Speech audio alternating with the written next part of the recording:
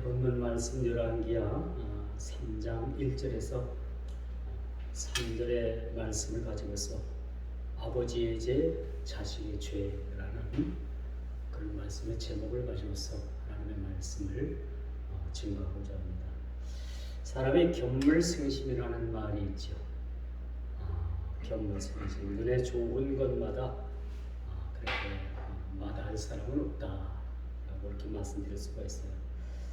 그 창세기를 보게 되면은 33장 9절에 아브라함이 조카 룻과 더불어서 이렇게 말을 하는 내용이 나오는데, 이제 아브라함과 조카 룻이 함께 살기는 너무나도 그들이 그 가정이 많이 비대해졌어요. 그래서 아브라함의 종들과 조카 룻의 종들이 서로 다투는 일이 생겨가지고 어느 한 날 그 아브라함이 조카 롯에게 말을 하죠. 야, 이젠 너와 내가 한 집에서 살 것이 아니라 너희 집도 이렇게 하나님께서 복을 주셔서 그렇게 많이 비대해졌고 우리 집도 마찬가지니까 이제 좀 다투는 일이 종종 생기니까 이제 네가 좀 분가를 해서 너도 이제 따로 가정을 좀 꾸렸으면 좋겠다. 그래서 이제 아브라함이 조카 롯에게 그렇게 제시하는 것이 뭐냐면은, 네가 앞을 봐라. 앞을 봐서 네가 동쪽을 택하면 나는 서쪽을 택할 것이고, 내가 남쪽을 택하면은 나는 북쪽을 택할 것이다. 그러니까 네가 먼저, 조카인 네가 먼저 보기에 좋은 땅을 먼저 가서 거기서 터전을 잡고 그렇게 너에게 선택권을 줄 테니까 가서 잘 살아가라. 그렇게 말을 합니다. 그래서 조카 롯이 가만히 앞을 보니까 앞에 아들들도 많이 풍족하고 초장도 아주 넓게 그렇게 널려 있고 또 아주 그렇게 비옥한 땅이 그렇게 눈에 들어오는 거예요. 그래서 삼촌인 아브라함에게 삼촌, 제가 저 땅으로 가겠습니다. 그 땅이 어딘가 하면은 소돔과 고모라 성이 있는 그런 소할 그 성에다가 자기가 거주지를 옮기겠다. 그렇게 말을 합니다. 그 땅은 성경에 보니까 참 물이 넉넉했다고 했어요. 또 그것은 동산 같고 애굽 땅과 같았다라고 창세기 13장 10절에 그렇게 말했습니다. 물론 그 삼촌과 조카 사이라지만은 근데 조카가 먼저 선택권을 삼촌이 그렇게 주는 바람에 그는 아주 비옥한 땅, 성경에서 말하는 아주 동산 같고 애굽 땅이 얼마나 비옥합니까, 그렇죠? 그 비옥한 땅을 그렇게 차지하게 되는 것입니다. 참 의로운 그런 삼촌과 조카 사이라고도 말씀드릴 수가 있어요. 이것은 아브라함이 전적으로 자기 조카 롯을 사랑하는 마음에서 이렇게 기인된 것이라고 말씀드릴 수가 있습니다. 그런데 요즘 세상은 어디 그래요, 그렇죠? 뭐 조카 것도 빼앗을 수도 있고 조카가 삼촌 것도 빼올 수도 있고 요즘 부모 재산 가지고서 부모 자식 간에 이렇게 참 불미스러운 일들도 많이 일어납니다만, 그렇죠? 여러분 그 조상 그 부모가 돌아가시기가 무섭게 자식들 간에는 재산권 가지고 싸움하는 그런 가정들도 많이 있지요. 이걸 볼 때는 아브라함의 가정은 참 제가 볼 땐 지혜롭고 또 아브라함의 가정은 자기 조카 롯을 사랑하는 마음이 얼마나 극진했던가 그런 생각을 가져봅니다. 예전에 저희 시골 마을 그 뒷집에 제이씨라는 사람이 살았어요. 먼저 실명과 그 성을 거론하기는 조금 그렇고 제이씨라는 사람이 살았는데 이 사람은 이 집안에 그 삼촌과 조카가 같이 결혼하기 전까지 같이 살았습니다. 왜 같이 살았느냐? 이 조카 아버지가 아마 결핵으로다가 해서 사망을 했어요. 옛날에 뭐 결핵이라는 게 이제 폐병이라는 게 많았습니다. 그 병으로 인해서 돌아가시고 이제 조카가 장조카인데 이제 삼촌 집에서 할머니도 거기 살고 그랬으니까 그 할머니도 같이 살고 삼촌도 같이 살고 자 그러나 또 그 자기 사촌과 며느라고 같이 살았는데 나중에 어떤 일이 일어났냐면은 이제 삼촌이 이제 그 조카가 장가를 가고 또 장가를 갈 즈음 해가지고 이 조카에게 물려줄 땅이었나 봐요. 그 밭이 꽤 컸습니다. 그 땅을 밭을 가지고 그 삼촌이 특별법에 의해서 자기 앞으로 명의 이전을 해요. 나중에 이제 이것이 삼촌과 조카가 결정적으로 그렇게 다투게 되는 결과가 나왔지. 그래서 이것을 집안에서 잘 해결하지 못하고 이게 어디까지 갔느냐? 법원까지 갔어요. 법원까지 가서 재판을 받게 됩니다. 그래서 한 번 재판하면은 삼촌이 유리하게 재판관이 그렇게 손을 들어주고 또 항소를 해가지고 재판을 하면 한 번은 조카가 유리한 쪽으로 판결을 내려주고 그 판결이 끝나지 않는 거예요. 그렇죠? 계속 민사는 뭐 한쪽에서 계속 스톱할 때까지 계속 민사는 그냥 일이 진행되는 거기 때문에. 그 나중에는 이게 동네의 소문이라 가지고 그 몹쓸 집안이다. 어떻게 삼촌과 조카가 이렇게 재판을 하고 이 재산 때문에 싸우느냐. 그렇게 싸잡아가지고 삼촌 뭐 조카 할 것 없이 다 욕을 하고 그 집안 참 못돼 먹은 집안이라. 그렇게 동네에서 아주 굉장히 욕도를 했어요. 근데 이제 어느 날 이제 재판을 하면서 싸움에 서로가 지쳤죠.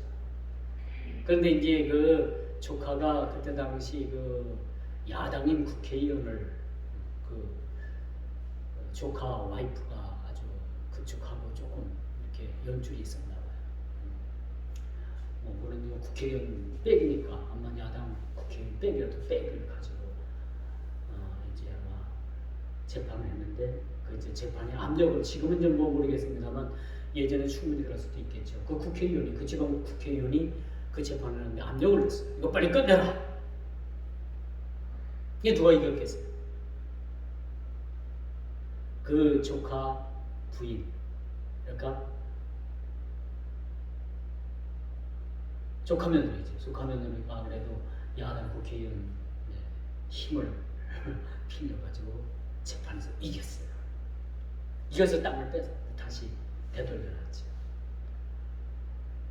그런 일이 있었습니다. 그걸 보고 동네 마을 사람들이 이 재판에서 누가 이겼든 간에 삼촌이 이겼든 조카가 이겼든 간에 그 마을 사람들이 싸잡아서 그 집안을 욕을 합니다. 그렇죠? 그냥 여러분 뭐 지금이야 그럴 수도 있겠다고 했는데 뭐 수십 년 전 일이니까 그때만 당시만 해도 뭐 그게 뭐 재판을 한다는 게 이렇게 사람들한테 좋은 이미지는 아니었다는 거죠. 그리고 이제 뭐 조카가 이겨갖고 땅을 뺏어갔습니다만은 결국은 두고두고 그 집안이 욕을 얻어먹는 거죠. 이 사람의 욕심이 참 한도 끝도 없는가 봅니다. 그래서 삼촌은 이제 자기 조상들이 물려주는 거라고 생각해서 자기가 자기 앞으로 해놨을 것이고 장이 조카는 그래도 내가 장조카인데 이 땅이 조상들이 물려주는 땅이 나한테 올 땅이다 해가지고 그게 결국은 재판을 통해서 그 소유주가 그렇게 바뀌는 모습을 봤습니다. 왜 제가 이런 말씀을 드리느냐? 한 집안에서 물론 부모와 자식은 아니었고 부모와 그런 삼촌과 조카 사이였다 하더라도 한 집안에서는 이렇게 참 그 어른 되는 사람, 소위의 사람들이 얼마나 본을 보여주는 삶을 살아야 되는가라는 것을 우리들에게 교훈 주고 있습니다. 오늘 본문 1절부터 3절도 바로 그런 말씀이죠. 그 아합의 아들 여호람이 참 왕이 됐는데 아비가 행하던 그 바알 신당을 없이 해요. 아비가 섬기던 그 우상을 제하고 종교 개혁을 단행을 합니다. 나는 적어도 아버지와 같지는 않겠다. 왜 아버지에 대해서 왜 하나님께서 이 나라를 미워하셨던가라는 것을 이 여호람 왕,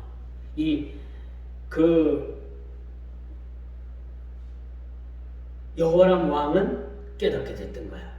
그래서 나는 적어도 적어도 이 나라의 왕이 됐으니까 아버지가 잘못했던, 아버지가 그 섬기던 그런 우상을 없이 하겠다라고 해가지고 바알 주상을 없이 하였더라라고 오늘 2절에 그렇게 나오잖아요. 그렇죠? 이걸 보면 참 잘하는 거예요. 자식이 부모보다는 좀 나아야 되지 않겠어요? 여러분들이 자식을 키우는 입장에서는 어떻게 생각합니까? 자식이 나보다는 나아야지요. 그게 부모의 바람인 거예요. 오늘 우리가 여호람 왕이 되자마자 아버지가 범했던 그 죄, 아버지가 그렇게 없이 하지 못했던 그 바알의 주상을 없이 한 거예요. 한마디로 말해서 종교개혁을 단행한 겁니다. 그래서 하나님께서 기뻐하시지 않는 건 모든 것들을 다 그렇게 제했으면 좋은데 여기까지인 거예요. 여기까지. 아직 자기 아버지가 섬기던 그 바알 주상을 없이 하는 데까지는 그가 열심을 냈으나 그 뒤에 부분들 처리해야 되고 없이 해야 되고 그렇게 하나님 보시기에 죄라는 것을 제해야 될 일들을 더 이상 제하지 못했다는 거죠. 바로 그것이 그 사람의 죄입니다. 여호람 왕의 죄인 거죠. 그리고 그가 말년에 가서는 뭐야? 말년에 가서는 그도 똑같이 우상을 범하고 하나님 보시기에 악을 행한 왕이었다라는 것을 우리가 보게 됩니다. 자식은 그 아비의 모습을 보고 자란다는 말이 있어요. 그래서 우리 믿음의 신앙인들도 자식들 앞에서 참 어떻게 자식들에게 참 믿음의 유산을, 지혜로운 슬기로운 믿음의 유산을 물려줄 것인가 라는 것을 여러분들이 늘 염두에 두면서 살았으면 좋겠다라는 생각에서 이 말씀을 여러분에게 전해보는 거죠. 그렇죠? 자식들에게 과연 뭘 물려줄 것인가? 자식들은 살아가면서 그 부모가 잘못된 것들을 어떻게 제하고 그것들을 어떻게 고쳐 나갈 것인가라는 것에 대해서는 자식들에 대한 몫이라고 말씀드릴 수가 있는 거죠. 오늘 여호람 왕도 시작은 좋았어요. 자기 아버지가 그 바알 주상을 섬기는 모습을 그렇게 제했죠. 근데 그것이 거기까지였다는 거예요. 여러분 장로교가 장로교를 개혁주의라고 합니다. 개혁교회라고. 개혁교회라는 뜻이 뭐냐? 끊임없이 교회가 개혁되어져요. 끊임없이 교회가 변화되고 끊임없이 교회가 변화를 통해서 그렇게 잘못된 것들을 제하고 끊임없이 하나님께서 원하시는 그 사상을 받아들이고 그 사상을 끊임없이 그렇게 이루어가고 계속해서 발전시켜 나가는 것을 개혁주의 교회라고 리폼드 처치라고 하죠. 교회는 끊임없이 갱상, 끊임없이 교회는 개혁되어야 됩니다. 우리 신앙도 마찬가지. 나는 여기까지만 하면 됐어. 이 정도면 됐지 뭐. 그렇죠? 그게 아니에요. 주님 앞에 설 때까지 우리가 끊임없이 우리의 신앙이 개혁되어져요. 이걸 교리적인 그런 언어로 뭐라고 말해요? 성화되어져야 된다는 얘기. 여러분들이 그런 얘기 많이 들어봤어요. 우리가 주님 앞에 설 때까지 우리 자신이 끊임없이 성화 과정을 통해서 우리가 변화된 모습으로 변해 가야 되는 거죠. 그렇죠? 우리가 변화되지 못하고 끝까지 우리의 이 모난 모습으로 하나님 앞에 가 설 수는 없습니다. 그렇죠? 우리가 변화되어야겠네요. 끊임없이 변화되는 삶이 성화라는 거예요. 그 성화의 과정을 통해서 우리가 하나님 앞에 가서게 되는 거죠. 오늘 여호람 왕의 결정적인 실수가 뭐예요? 종교개혁을 단행했지만 그도 결국에는 그 종교개혁을 마무리 짓지 못하고 결국은 그 우상, 그 죄로 인해서 그도 그 죄에 만연된 삶으로 생을 마친다는데 그 의의가 있다는 그 뜻, 그 결정적인 모습이라는 것을 우리가 보게 됩니다. 어느 한 집안에 그 아버지가 굉장히 술을 먹고 아주 알코올 중독자가 돼가지고 가정이 완전히 파탄 지경에 결국은 그 집안이 후주가 그런 삶을 사니까 뭐 가정이 어떻겠어요? 말할 나위도 없겠죠. 표현도 못할 정도. 근데 그렇게 술주정뱅이 밑에서 그렇게 자라는 아들이 그렇게 각오를 합니다. 나는 절대 커가지고 아버지 같이 살진 않겠다. 응? 아버지가 마시는 술도 나는 전혀 먹지도 않고 나는 아버지와 같이 살진 않겠다라고 그렇게 각오를 하고 그가 이제 어린 유년기를 보내고 어느덧 장성해서 어른이 됐어요. 근데 아들이 어느 날 문득 자기 자신을 돌아보니까 자기 자신도 깜짝 놀라. 자신도 모르는 사이에 자기 자신을 돌아보니까 전에 내가 어릴 때에 아버지의 상처, 아버지께로부터 상처를 받고 아버지가 이렇게 술주벽으로 인해 가지고 가정이 파탄된 그런 상황, 그 상황이 바로 자신의 모습이에요. 나는 그렇게 살지 않겠다. 나는 적어도 아버지와 같이 살지 않겠다라고 그렇게 각오하고 그렇게 맹세했던 그 자신의 모습이 자기가 어느덧 어른이 돼서 내 자신을 돌아보니까 아버지와 똑같은 삶을 살고 있더라고요. 무섭죠? 무서워. 그러니까 부모된 입장에서 자식들에게 뭘 보여주고 사는가, 자식들에게 어떻게 어떤 모습을 보여주고 사는가라는 것이 참 매우 중요한 것으로 우리가 보게 됩니다. 오늘 말씀도 마찬가지겠죠. 여호람 왕 아버지가 어땠어요? 어떻게 살았나? 여로보암 왕이라는 왕이 자식 보기에 어떻게 생활 살았는가? 라는 것을 여실히 보여주고 있죠. 여호람 왕이라는 왕은 아버지가 섬기던 그 섬기는 것 때문에 하나님 앞에 늘 의젓터지고 주변국들로부터 전쟁을 통해 가지고 의젓터지고 그런 모습을 보면서 살아왔던 이 여호람 왕이 나만큼은 왕이 되면 이 아버지 때문에 아버지가 하나님 앞에 잘못한 것 하나 둘 모두를 다 제해야 되겠다는 마음을 가지고 살았던 것 같아요. 그런데 그가 직접 실제 왕이 되니까 그렇게 바알 우상은 그가 한 가지는 그렇게 해결했을지 모르지만 나머지 모든 그런 하나님에 대한 불법과 모든 일들을 제하지 못하고 그도 똑같이 그렇게 우상에 젖어서 죄를 짓고 사는 모습을 보게 되는 것입니다. 여러분, 맹자의 어머니가 자식을 교육시키기 위해서 삼천직이라는 아주 유명한 말을 그렇게 만들어냈죠. 3번 이사를 갔다고 했지 않습니까? 3번 거처를 옮겼대요. 이걸 보면 얼마나 우리가 참 우리 후손들을 위해서 어떤 그렇게 얼마나 교훈된 삶을 살아야 되는가. 자식들이 보고 배우는데 자식들에게 여러분들은 뭘 보여주고 살 것인가, 그들이 뭘 보고 배우고 살 것인가라는 것에 대해서 우리가 아마 깊이 생각하는 삶을 살아야 된다는 겁니다. 참 이걸 보면 우리 인생이 참 어렵다라고 생각해요. 더더군다나 우리 신앙인들은 마찬가지죠. 그렇죠? 제가 늘 여러분들에게 말씀드리는 강조하는 말씀이 한 가지 있죠. 여러분들 자녀들에게 큰 재산 물려줄 생각하지 말아요. 그렇죠? 여러분 자녀들에게 믿음, 여러분들이 믿음을 잘 전수해 주는 거, 그렇죠? 그걸 믿음의 계보로 이어주고 그걸 믿음의 유산으로 남겨주는 게 훨씬 더 유익한 거예요. 대개 여러분 부모로부터 받은 재산이 3대를 못 가는 것 같아요. 그렇죠? 3대 가면 많이 갑니다. 부모들이 물려준 재산이 3대까지 내려가면 많이 내려가는 거 봐요.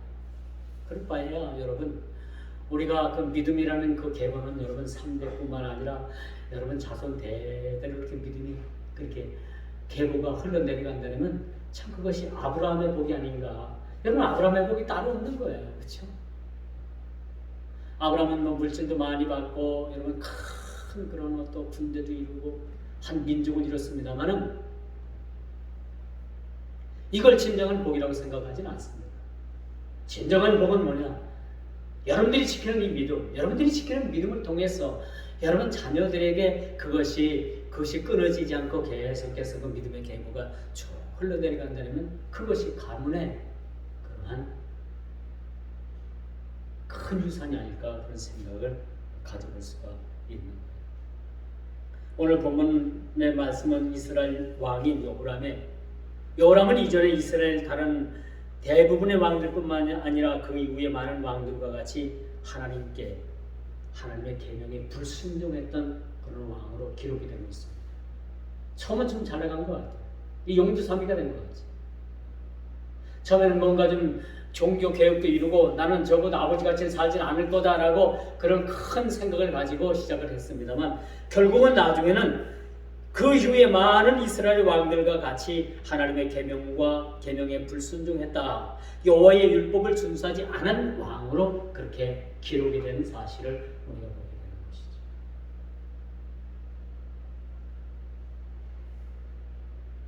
이건 뭘 뜻하느냐? 그가 죄에 대해서 무감각하게 살았음을 우리가 본문을 통해서 보고 있다는 겁니다.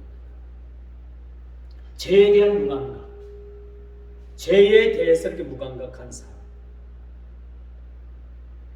그래서 여러분, 이 죄에 대해서 완전히 우리가 결별하지 않으면요, 죄는 아주 작은 틈을 타고 우리가 들어옵니다. 심지어는 빛조차도 통과하지 못하는 그런 아주 틈 같지도 않은 틈을 죄는 그 틈을 비집고 들어옵니다. 이게 죄가 그렇게 해서 무서운 거예요.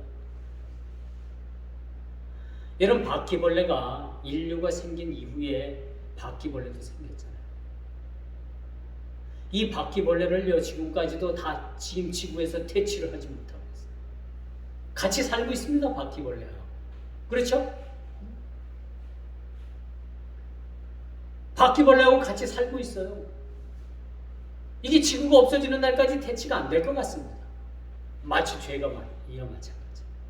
우리가 죄를 죄라고 여기지 않는 그 아주 미세하고 보이지도 않고 흔적도 없는 그 죄가 빛도 통과할 수 없는 그런 아주 비좁은 그 틈을 타고 들어와가지고 우리 인생을 완전히 무너뜨린다는 사실. 오늘 여호람 왕은 처음엔 참 좋았어요. 이 사람 뭔가 좀 해볼 사람 같다. 뭔가 좀 이스라엘에 좀 역대에 뭔가 좀 그럼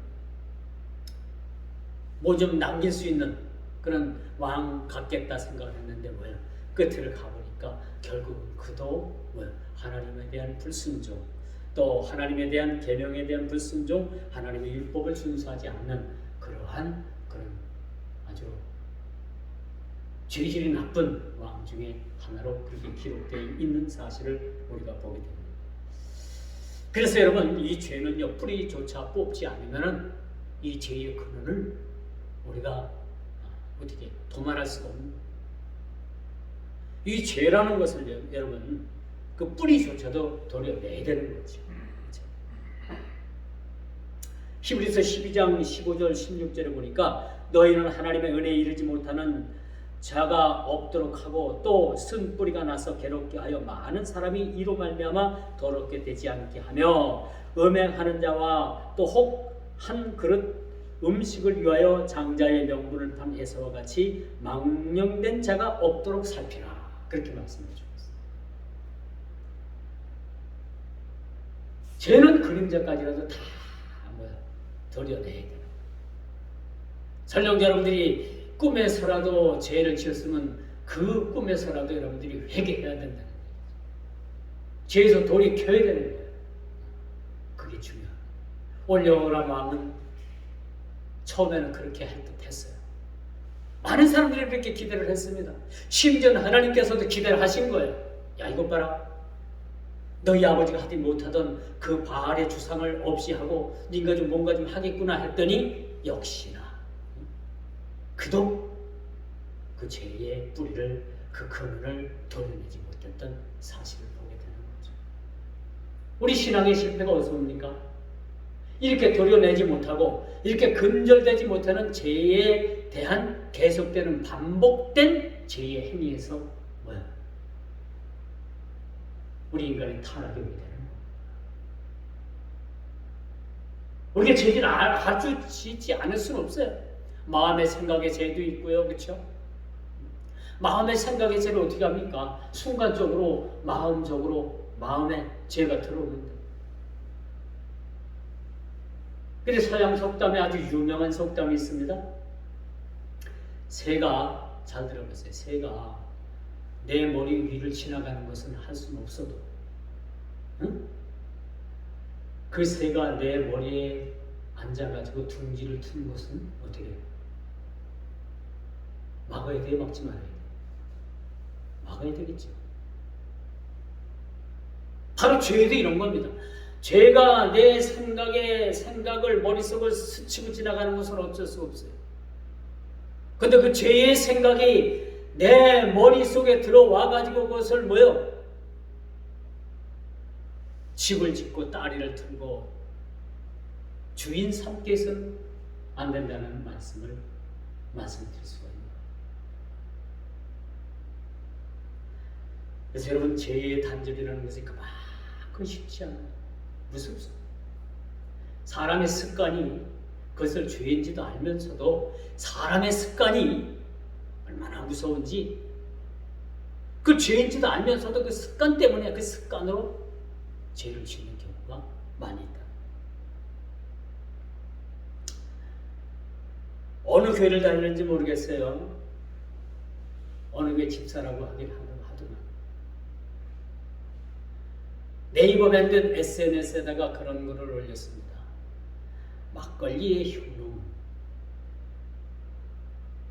막걸리가 몸에 좋다는 그런 예찬 논의 글을 많은 사람들이 보는데 그걸 올려놨어요. 한 잔 먹으면 좋고, 두 잔 먹으면 더 좋고. 이게 적어도 세상 사람들이 그런 말을 한다면 그러려니 할 수도 있어요. 그런데 교회를, 어느 교회를 다니는지 모르겠지만 어느 교회를 다니는, 그런 분명히 교회를 다니는 건 분명한데, 그런 교회를 다니는 사람 입에서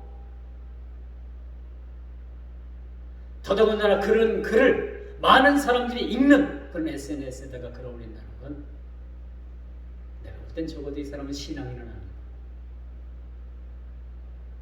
그렇죠? 탈을 쓴 거겠죠.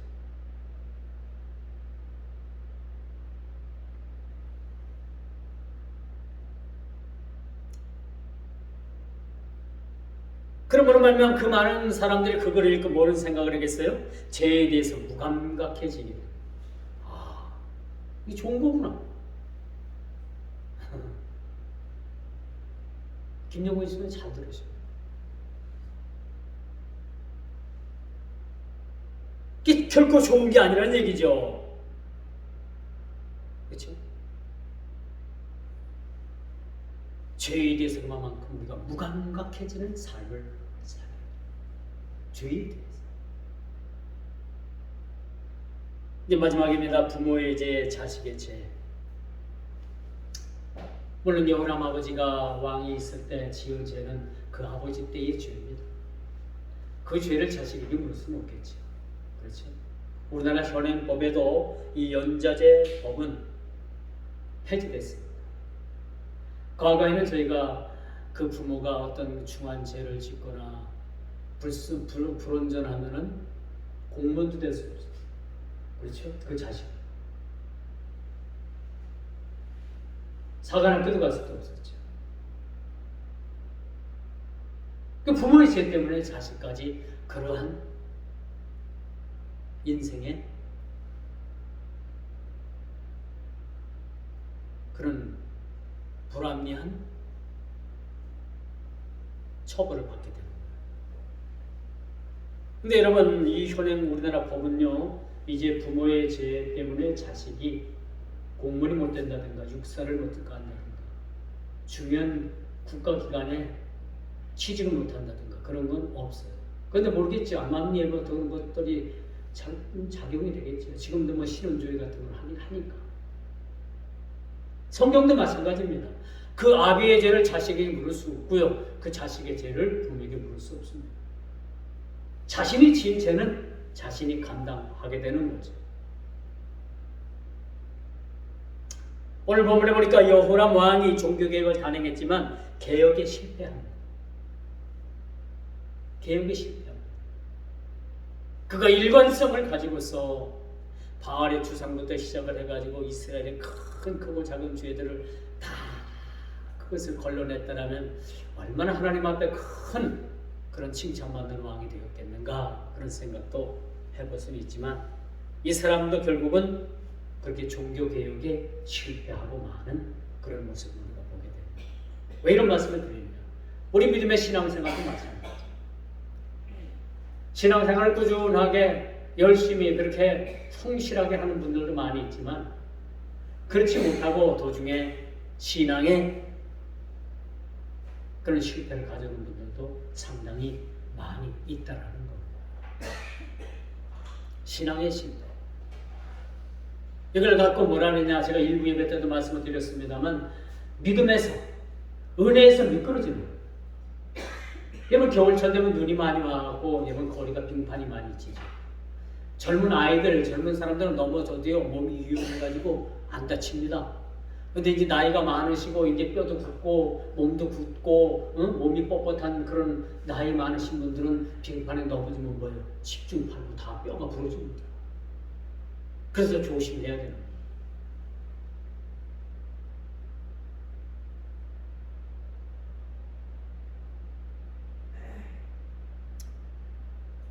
그러므로 우리가 이 죄에 대해서 너무 유연하게 받아들이는 것은 문제가 있다. 뿐만 아니라 우리 삶에 우리 자신을 돌아봐서 매사에 우리가 지은 죄들을 그날 회개하는 것이 참 좋다고 생각해요. 이 죄가 쌓이면요 나중에 이게 내가 어떤 죄를 짓는지도 모르고 살아갑니다.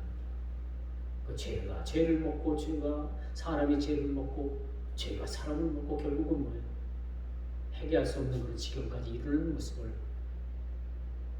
우리는 간과해서는 안 된다는 거죠. 하나님께서 성령님을 통해서 우리에게 잘못됨을 우리가 깨닫게 하고 회개시켜주고, 그럴 때 우리는 뭐야?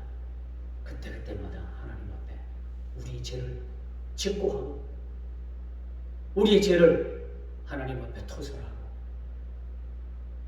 다시는 그 죄를 짓지 않도록 하나님께 구하는 그런 모습이 우리에게 필요하다라고 말씀드릴 수가 있습니다. 이 여호람 왕이 처음에는 그 바알의 주상들을 그렇게 제하기까지 얼마나 그런 큰 마음에 그런 고심이 있었겠습니까? 자기 조상들이 하지 못하고 자기 직전 아버지가 하지 못했던 그런 사실을 본인이 한다는 것에 대해서 얼마나 많이 그가 심적 부담을 느꼈겠습니까? 그런데 그가 이 일을 단행하고 보니까 뭐예요? 얼마나 좋은 건가? 이게 하나님 보시기에 얼마나 뜻깊은 일인가라는 것을 그가 끝까지 그 마음을 견지했어야 되는데 그도 나중에는 그 첫 마음을 잃어버리고 하나님을 사랑하는 그 첫사랑의 첫 마음을, 첫 믿음을 그가 잃어버렸다라고 말씀드릴 수가 있습니다. 여러분 신앙생활은 하루 이틀 하고 마는 것이 아니죠. 그렇죠? 주님 앞에 설 때까지 우리가 끝까지 믿음의 경주를 해나가야 되는 거예요. 하루 이틀 할 것이라면 여러분 신앙생활 못할 사람들이 어디 있겠어요? 다 합니다. 논할 것 없이 다 해요. 그런데 이 믿음의 신앙이라는 것은 여러분 하나님 앞에 설 때까지 끝까지 우리가 믿음의 경주, 그것을 우리가 해나가야 되는 그런 고통도 우리에게 있다는 사실이죠. 여호람 왕은 일관성 있게 종교개혁 운동을 해나가지 못했습니다. 그가 포기한 거죠. 포기했는지 그 한 부분만 하고 말 것이었는지 그건 알 수 없습니다만 어쨌든 이 종교개혁을 단행했다가 그것을 멈췄다는 것 자체가 그것을 끝난 것이 아니라 그가 통치 후기 말년에는 아합과의 제약을 그대로 답습하는 어리석은 행위를 그도 근절하지 못했다는 거예요. 여러분 신앙은 결단입니다. 제가 말씀드리고 싶은 것은 바로 신앙은 결단입니다. 언제 시작하든 어떻게 시작하든 그 시작을 했다면 여러분 위대한 결단을 통해서 끝을 내야 되는 거죠. 이게 신앙의 성공자들입니다. 사실.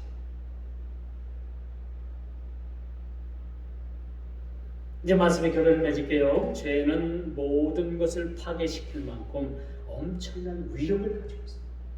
죄. 이스라엘의 가장 큰 죄는 하나님을 불신한 불순종의 죄에서부터 시작이 됐다. 사랑하는 성도 여러분, 여러분들이 지금까지 고민하는 죄의 문제가 무엇입니까? 남의 물건 훔쳤다고요? 젊은 시절에? 또 아니면 다른 어떤 큰 죄를 졌다고요? 어떤 죄로부터 출발을 하든 간에 여러분, 그 죄는 하나님을 불신한 불순종의 죄에서부터 시작한다는 것만큼은 우리가 꼭 기억을 해야 됩니다.